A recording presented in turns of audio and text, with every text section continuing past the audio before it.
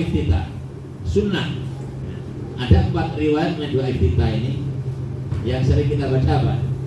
Allahu Akbar kabira walhamdulillah katsira wa subhanallahi bukratan wa asyira.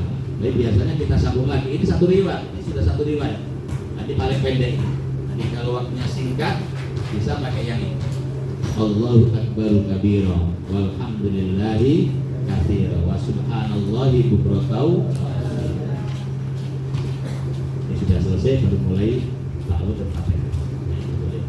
Jadi dimulai dengan Allah Akbar lagi. Allah Akbar pertama takbiratul ihram, terus dimulai Allahu Akbar lagi. Ini Allah Akbarnya doa iftitah. Kadang ada orang begini, Allahu Akbar kabira walhamdulillahi katsira. Nah begitu. Ini Allahu Akbar, terus Allahu Akbar kabira walhamdulillahi katsira wa subhanallahi bukratan wa asyira. Biasanya kita tambah lagi apa? Ini wajah itu wajah, ini sudah riwayat yang lain. Ini wajah itu cuma dalam mazhab Syafi'i tidak pakai riwayat yang ada ininya. Riwayat yang ada ini itu dipakai dalam mazhab Hanafi. Di Imam Abu Yusuf, muridnya Imam Abu Hanifah, meriwayatkan hadis ini yang ada ininya. Jadi kalau mazhab Syafi'i, semua kitab-kitab fikih Syafi'i doa kita tidak ada ini, langsung wajah itu. Itu riwayat Imam Muslim, wajah tu wajhiyah. Pakai ini tak apa-apa, cuman riwayat yang lebih sahih tidak ada ini, sebagaimana dalam kitab-kitab fikih kita begitu. Ulama-ulama Syafi'i memilih riwayat yang tidak pakai ini, nah, langsung wajah tu wajhiyah. Itu riwayat yang dipakai dalam mazhab Syafi'i. Ada juga doa berikutnya, Allahumma ba'id baini wa baina khotoyaya kama ba'adta bainal masyriqi wal maghrib, seterusnya juga salah doa iftitah. Setelah doa iftitah kita baca ta'awudz, mohon perlindungan pada Allah. Yang terbaik ta'awudz kata Imam Syafi'i, a'udzubillahi minasyaitonir rajim. Boleh redaksi yang lain, Allahumma a'idzni minasyaiton. Allahumma a'udzubillahi A'udzubillahi samiil alim minasyaitonir rajim. Boleh. Tapi yang terbaik kata Imam Syafi'i, ta'awudz adalah a'udzubillahi minasyaitonir rajim. Ini berdasarkan firman Allah, fa idza qara'tal Qur'an fasta'idz billahi minasyaitonir rajim. Bila kamu hendak membaca Quran, maka mohonlah kepada Allah dari setan yang terkutuk. A'udzubillahi minasyaitonir rajim. Ini sunnah baca ta'awudz. Dia akan membaca Al-Quran, membaca Fatihah. Tiap rakaat berarti baca ta'awudz. Itu dalam mazhab kita. Berikutnya baca Al-Fatihah. Dalam mazhab kita ada perbedaan mengenai basmalah. Basmalah termasuk bagian surat menurut mazhab kita Syafi'i dan juga menurut mazhab Hambali. Basmalah bagian dari surat. Kalau menurut Hanafi dan Maliki, basmalah bukan bagian dari Al-Fatihah. Sehingga kalau kita lihat mushaf terbitan dari India, datang India, mesti Bismillahirrahmanirrahim, ada nomor ayatnya pada Bismillahirrahmanirrahim. Alhamdulillahirrahmanirrahim, ayat nomor 1. Maka nanti ayat ke-6 adalah Shiratal ladzina an'amta alaihim. Itu ada nomor 6 gitu. Tapi tidak pakai lingkaran, tapi ada nomor 6-nya. Itu mazhab Hanafi dan Maliki begitu. Kalau Syafi'i dan Hambali, basmalah bagian dari Fatihah. Cuman ada perbedaan cara membacanya. Nah, dalam mazhab Syafi'i membaca basmalah, kalau untuk sholatnya dibaca keras, basmalahnya juga dibaca keras sesuai dengan Fatihah.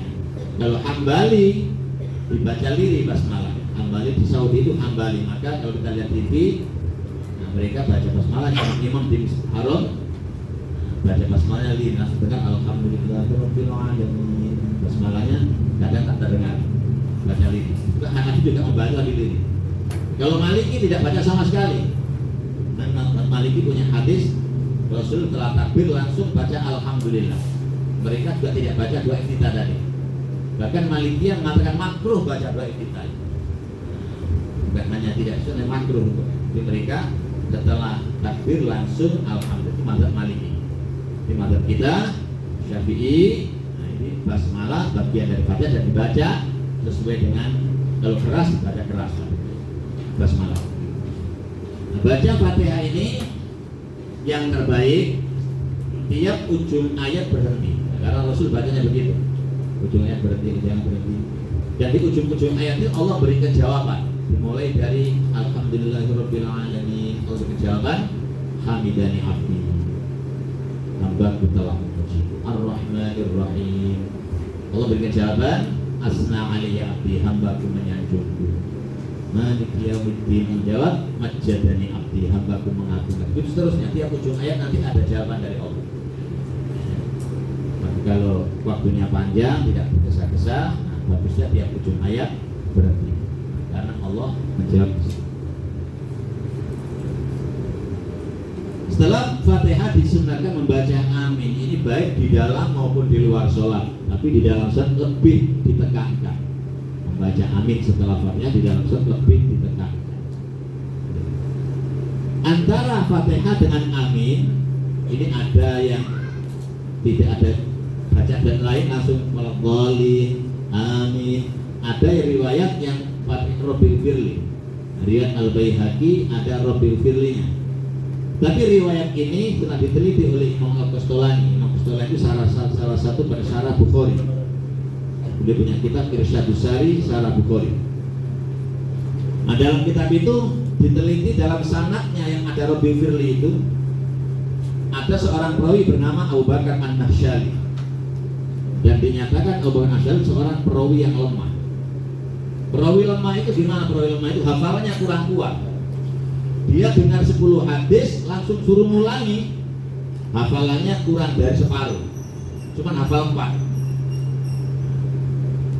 Jadi kalau 10 langsung ngulangi, dia hafal 5 termasuk kuat.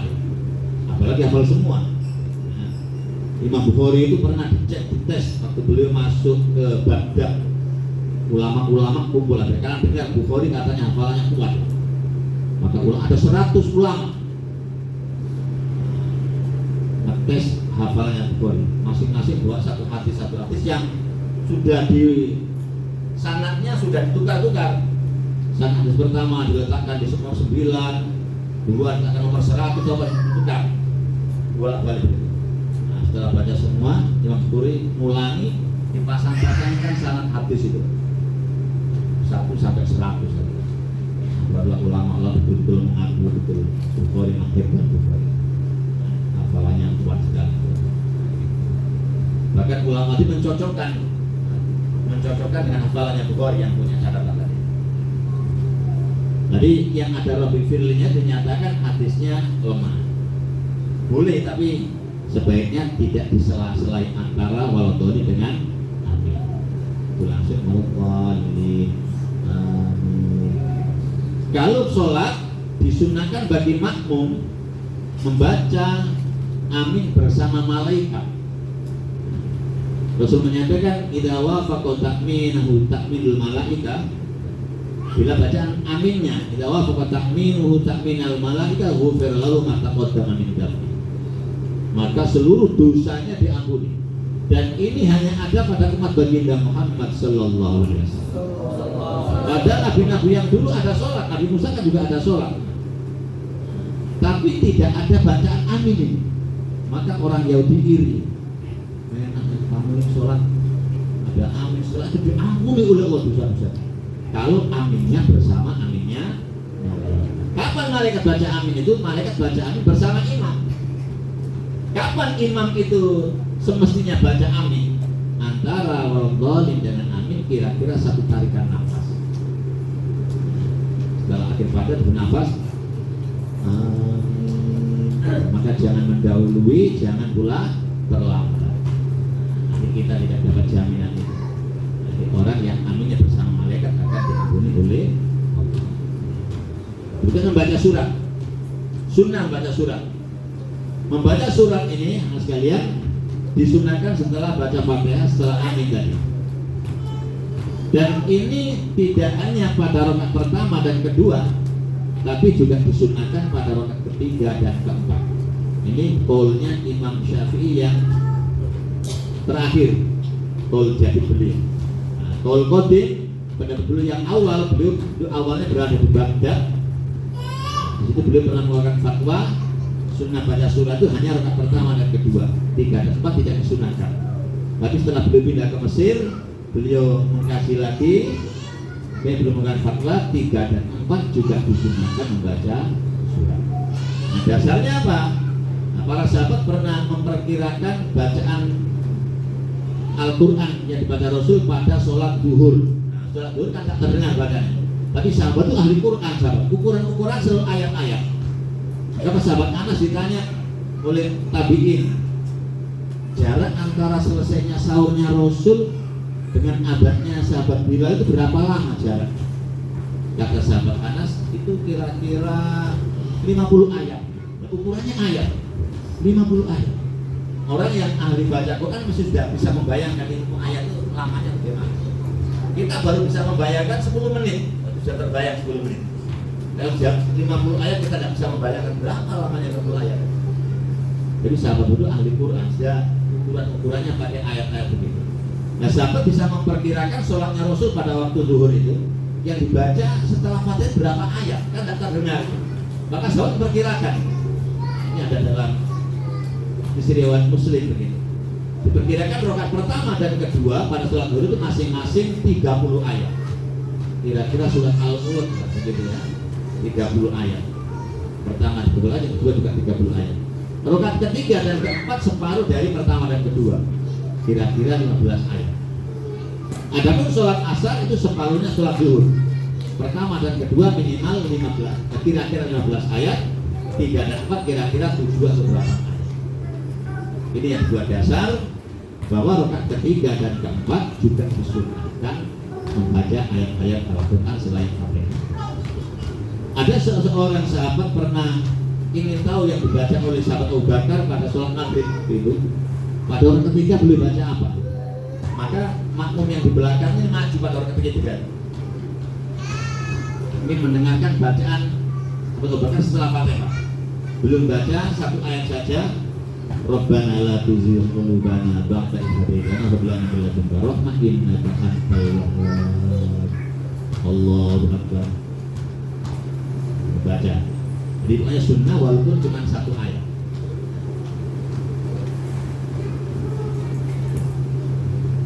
Nah itu rukuk. Rukuk masuk rukun sholat.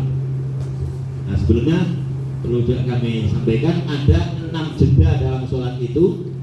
Ada jeda itu ada apa? Tenggang waktu antara takbiratul ihram dengan doa iftitah, tidak langsung berhenti sejenak kira-kira baca subhanallah, Allahu akbar, Allahu akbar kabir wa subhanallah. Yang kedua antara doa iftitah dengan ta'awud itu juga berhenti sejenak. Yang ketiga antara ta'awud dengan Fatihah dimulai dengan basmalah itu ada berhenti sejenak. Yang keempat antara Fatihah dengan amin juga berhenti. Yang kelima antara amin dengan surat berhenti. Yang keenam antara surat dengan rukuk. Walam yakul lahu kufuwan ahad. Allahu akbar. Di sunnah ada tidak langsung walam yakul lahu kufuwan ahad. Allahu akbar ya sah, tapi bagusnya dikasih jeda. Ya. Tidak enam tadi itu. Khusus antara amin dengan surat untuk sholat-sholat yang dibaca keras dalam mazhab Syafi'i bagusnya waktunya agak panjang tadi yang cukup untuk Fatihahnya makmum. Kira-kira begitu. Saat itu imam membaca apa saat itu? Imam bisa baca surat-surat atau ayat-ayat sepanjang Al-Fatihah, atau bisa berzikir, atau bisa berdoa. Ulang-ulang. Kira-kira cukup makmumnya baca Fatihah baca surat yang keras.